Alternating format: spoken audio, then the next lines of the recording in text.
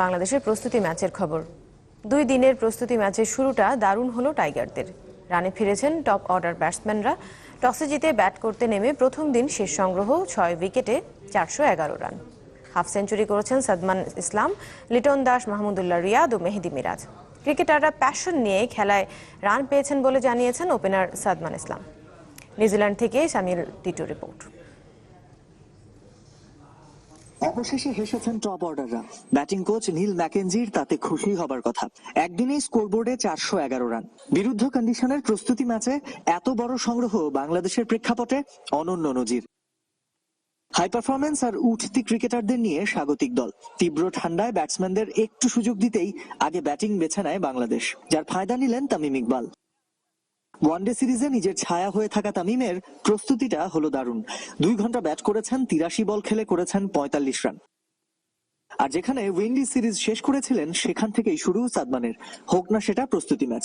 ধৈর্যশীলতায় যেমন তামিমের চেয়ে এগিয়েছিলেন, আগ্রাসনেও হাঁকিয়েছেন 9 বাউন্ডারি। লাঞ্চের ঠিক আগে 45 রানে তামিম ফিরলে ভাঙে 113 রানের উদ্বোধনী জুটি। এরপর মুমিনুল সাদমান দ্রুত ফিরলে বিপর্যয়ের ঝুঁকি উকি দিয়েছিল বাংলাদেশকে। তবে মিডল অর্ডারে হাল ধরেন সৌম্য সরকার, লিটন দাস। 91 বলে 62 রান লিটনের। 41 করতে সৌম্য মেরেছেন লিটনেরই সমান 6 বাউন্ডারি। এই জুটি যেমন ভাঙেনি মাহমুদুল্লাহ মিরাজের পার্টনারশিপও। সবাই নিজেকে ফিরিয়ে নিয়েছেন স্বেচ্ছায়, অন্যকে ব্যাটিং এর সুযোগ দিতে। অপেক্ষাকৃত দ্রুত লয়ে রান তুলেছেন দুজন, যেখানে মাহমুদুল্লাহর অবদান 59 আর মিরাজের 51। পেসের বিপক্ষে যাতে অভ্যস্ত হতে না পারে সফরকারীরা, সেজন্য সিমিং কন্ডিশনেও স্পিনারদের দিয়েই 52 ওভার করিয়েছে নিউজিল্যান্ড।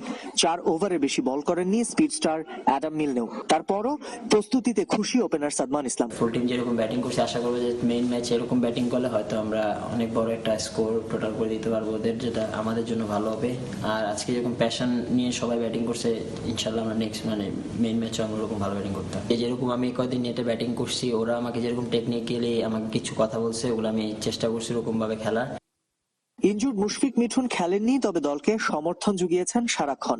দ্বিতীয় দিন পরীক্ষাটা হবে বোলারদের। বাংলাদেশের 4 জন ব্যাটসম্যান স্বেচ্ছায় অবসরে গেছেন, সুতরাং মানের দিক থেকে প্রতিপক্ষ কতটা শক্তিশালী ছিল সেই প্রশ্ন থেকেই যায়। কিন্তু তারপরও পুরো নিউজিল্যান্ড সফরে যেভাবে টপ অর্ডার ব্যাটিং ভুগিয়েছে বাংলাদেশ দলকে, মুমিনুল ছাড়া টপ অর্ডারের সবাই রান পাওয়ায় অন্ততপক্ষে হ্যামিল্টনের প্রথম টেস্টের আগে আত্মবিশ্বাসের রসদ নিয়েই যাচ্ছে সফরকারীরা। Samiul Titu, channel 24, Bert Sutcliffe, Lincoln, New Zealand.